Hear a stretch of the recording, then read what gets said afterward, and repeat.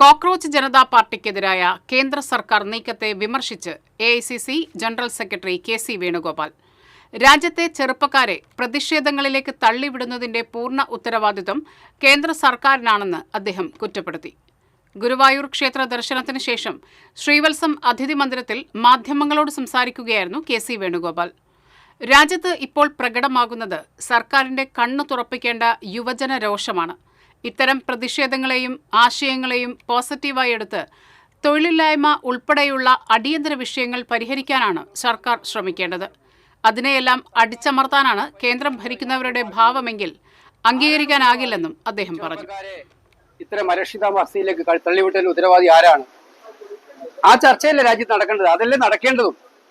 അപ്പൊ അതിന് അവരെ കുറ്റവാളിയാക്കി മാറ്റുന്നതിൽ എന്ത് അർത്ഥമുള്ളത്? അത് ശുദ്ധമായിട്ടുള്ള അസംബന്ധം.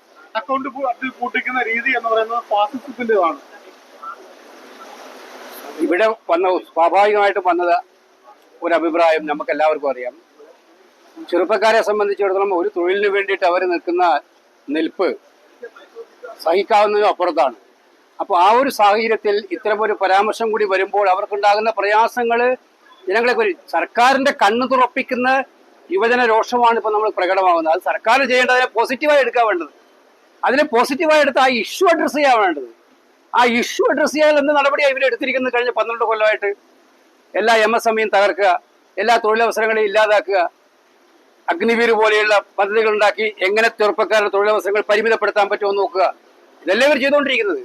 അതല്ല ചെയ്യേണ്ടത്, ആ ഇഷ്യൂ അഡ്രസ് ചെയ്യാണ് വേണ്ടത് ഒരു ഉത്തരവാദപ്പെട്ട ഗവൺമെന്റ്. അതായത് സപ്രസ് ചെയ്യാൻ വേണ്ടി നിയമവിരുദ്ധമായ മാർഗങ്ങൾ ഉപയോഗിക്കുക അല്ല വേണ്ടത്. വിദേശ രാജ്യങ്ങളിലേക്ക് പോയി രാഷ്ട്രത്തലവന്മാർക്ക് മധുരം കൊടുത്തത് കൊണ്ട് രാജ്യത്തെ പ്രശ്നങ്ങൾ അവസാനിക്കുന്നില്ല അല്ല പറയുന്നത്. ഓരോ ദിവസം കഴിയുന്നതും പെട്രോളിന്റെ ഡീസലിന്റെ വില എങ്ങനെയാ കൂടിക്കൊണ്ടിരിക്കുന്നത്? ഈ നാട്ടിൽ ഇങ്ങോട്ട് വരാനിരിക്കുന്ന കാലം എന്ന് പറയുന്നത് വളരെ വളരെ അതീവ ഗുരുതരമായിട്ടുള്ള സാഹചര്യമായിരിക്കുമെന്നാണ് പ്രവചിക്കപ്പെടുന്നത്. അതിനെ നേരിടാനുള്ള ഒരു തയ്യാറെടുപ്പും ഇല്ലാതെ ഇപ്പോഴും ആഘോഷങ്ങളിലും തിമിർപ്പിലുമാണ് നമ്മുടെ പ്രധാനമന്ത്രി. വെറും നാടകങ്ങളിലുമാണ്. ജനങ്ങളുടെ പ്രശ്നങ്ങൾ പരിഹരിക്കാനാണ് അദ്ദേഹം ഇറങ്ങേണ്ടത്, അല്ലാതെ പ്രതിഷേധിക്കുന്നവരെ തകർക്കാനല്ല.